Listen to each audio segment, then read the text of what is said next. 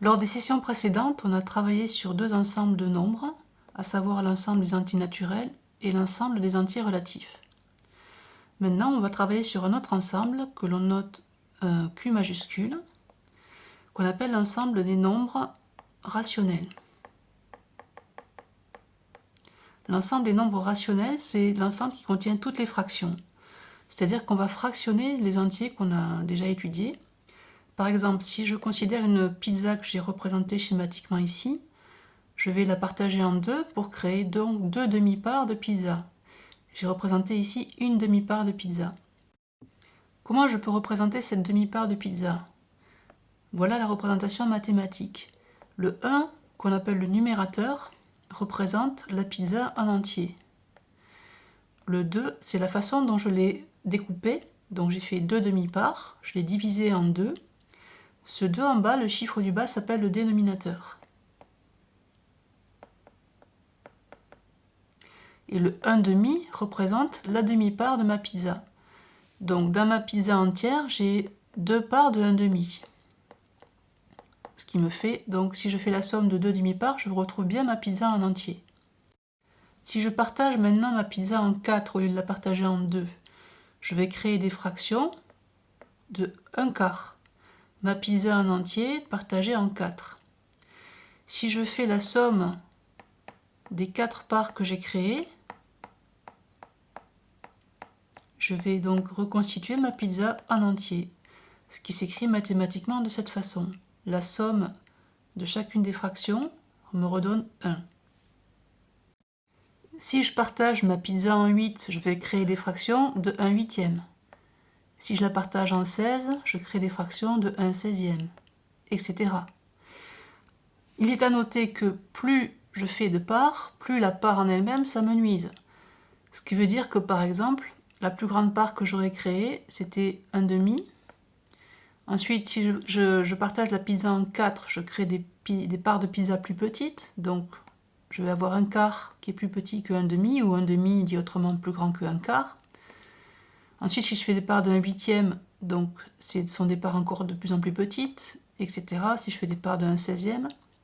Donc voilà, j'ai écrit un classement par ordre décroissant des parts. Les demi-parts sont plus grandes que les quarts de part, qui sont elles-mêmes plus grandes que les huitièmes de part, etc. Donc on voit que quand le dénominateur augmente, si le numérateur ne bouge pas, la fraction elle-même diminue. Voici maintenant un petit exercice d'application. Vous avez joint à cette vidéo une ressource téléchargeable. Si vous imprimez cette ressource, vous allez retrouver exactement ceci. Ça sera plus pratique si vous voulez colorier les rectangles pour réaliser l'exercice. Donc la question A et la question B se ressemblent. Colorier 3/4 du rectangle, mais vous remarquerez que le rectangle n'est pas le même. Donc ça ne va pas être le même coloriage. Ensuite, il faut colorier les 7/4 du rectangle. Donc c'est encore un nouveau rectangle en rouge là. Et les 5/5 de ce rectangle-là. Donc vous avez la correction en suivant, mais mettez la vidéo sur pause, imprimez le document, faites l'exercice et ensuite regardez la correction. C'est comme ça que les choses vont s'imprimer dans votre esprit. Si vous regardez la correction tout de suite, rien ne va s'imprimer et ça ne servira à rien. Alors voici la correction. La première chose à faire, c'est de compter le nombre de petits carreaux contenus dans le rectangle rouge là. Donc pour ça, on compte le nombre de carreaux sur la longueur et le nombre de carreaux sur la largeur. Donc ici, il y en a 1, 2, 3, 4, 5, 6. C'est là 1, 2, 3, 4. 4 fois 6 égale 24. Il y a 24 petits carreaux dans le grand rectangle. Ensuite, on est censé prendre 3/4.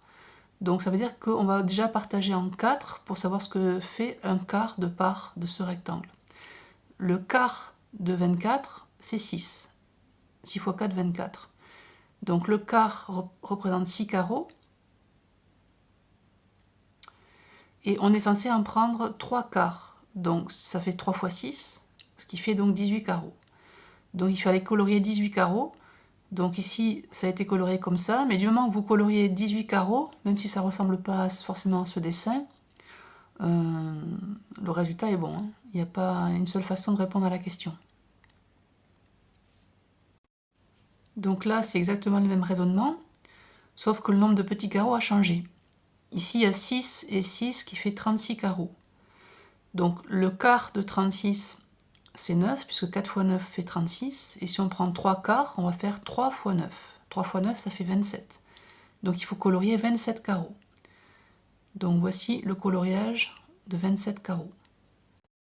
Ici, il fallait prendre 7 quarts de ce rectangle-là, qui était en fait un carré. 7 quarts, on a vu tout à l'heure que 1 quart plus 1 quart plus 1 quart plus 1 quart, c'est-à-dire 4 fois 1 quart faisait 1. Donc si on fait 7 quarts, on dépasse l'unité. Donc c'est pour ça que là, on va devoir colorier plus d'un rectangle en fait. Alors on va compter combien de carreaux il faut colorier. On en a 16 dans ce carré-là. Si je prends le quart de 16, ça revient à prendre 4 carreaux. Et on est censé prendre 7 quarts, donc on multiplie par 7 le 4, ce qui fait 28 carreaux. Donc soit le premier carré qui faisait 16, et on doit rajouter 12 pour arriver à 28. Et pour le dernier, les 5 cinquièmes du rectangle, ça veut dire que je prends mon rectangle et je le partage en 5. Donc je crée des parts de 1 cinquième. Et ensuite, je prends 5 parts de 1 cinquième. Donc 1 cinquième, plus 1 cinquième, plus 1 cinquième, plus 1 cinquième, plus 1 cinquième.